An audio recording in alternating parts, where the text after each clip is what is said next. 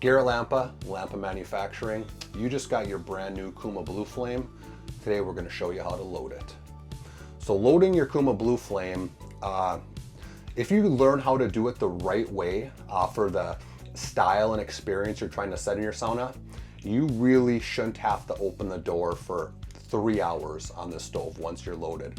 So I think about the best, most efficient and safest way to operate this is really understanding your size hot room for what you're trying to achieve in there. First thing we're gonna do is get a nice bed layer of paper. I just crumple up a bunch of newspaper, extra paper you have laying around. Newspaper does work the best. Then above that's gonna go the kindling. We're gonna have this located towards the front of the firebox. So then after that, we load our bottom roll, which basically we want touching the back wall in here. Our goal is to have an angle backwards. We don't want it tilted towards the front. We want to have the wood going up, tilted towards the back. After you create your bottom roll, you're then going to go above that with a triangle. And the pieces, the size pieces in your triangle are really going to determine the temperature you're going to achieve in your hot room on the initial load. Now after we formed our triangle in here, I'm going to add a couple extra pieces because I'm trying to run the stove about 190 to 200 degrees in here today.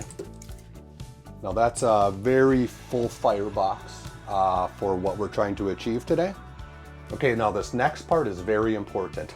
We really want to get a good fire going right away. If you don't get it going right away, you're still going to have a great sauna experience, but it does take longer to get up to temperature. For our Kuuma BluFlame, it's very important that we start burning the gases early to get the most out of the wood and actually get it's typically been the most efficient way to do this. Now you can see I have the draft wide open, levers wide open, and I do open the ash pan for the first 2 to 3 minutes, only when I'm standing by the stove. Now I do realize that I have a blowtorch type thing over here. Not everyone's gonna have access to this, but it does work great. And so my goal with this is just to get the kindling and the paper ignited below. So I hit this for about, a good 20 seconds in here, just to get the fire really started. You can see I go all along the bottom row too, just to make sure she's going. Now, as you can see, we have a really good fire going in here, but we are going to keep the ash pan open for another 2 minutes to ensure everything is cooking. Okay, so it's been about 3 minutes. Now I'm going to close the ash pan and wait for about another 10 minutes before I take this from up here down to about the middle level to heat the hot room. Basically our gasification setting. Okay, it's been about 8 minutes. You can see we're already smokeless over here. The next thing we're gonna do is go in the hot room and turn it down to gasification.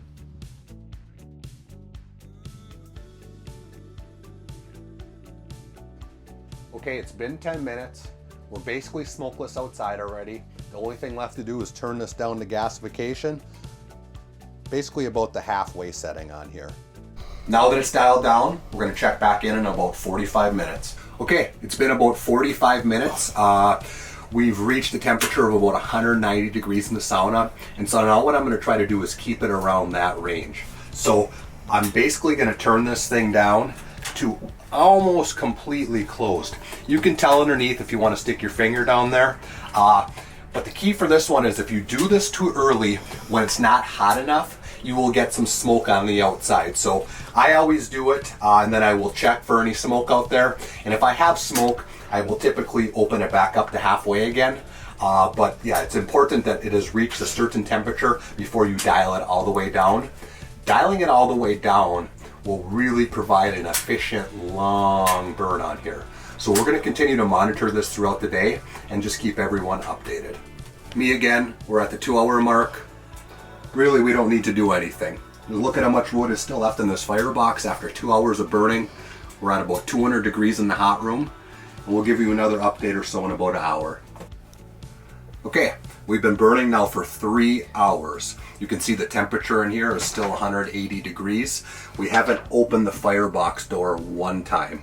Now I'm gonna actually open the door and pull the coals forward. Basically what's gonna happen is I will get another 45 minutes to an hour of heat out of this. So I anticipate us holding a temperature in here at about 175 to 185 for at least another hour. If you're trying to extend your session even longer with people coming in and out of rounds, I would watch our reloading video. But if I do it now without us using this, it'll shoot the temperature up in here too much, so I'm not going to do that. Look at this. You got this much coals left inside here. I mean, this is a significant amount. Anyone that uses a Kuuma knows how long the coals last. So I pull the coals forward. I make sure to keep a little space here in the front for airflow. And I then close the door, open up the draft all the way, which is basically gonna really burn these coals well. And we'll be left with a brand new firebox when we start this thing again tomorrow.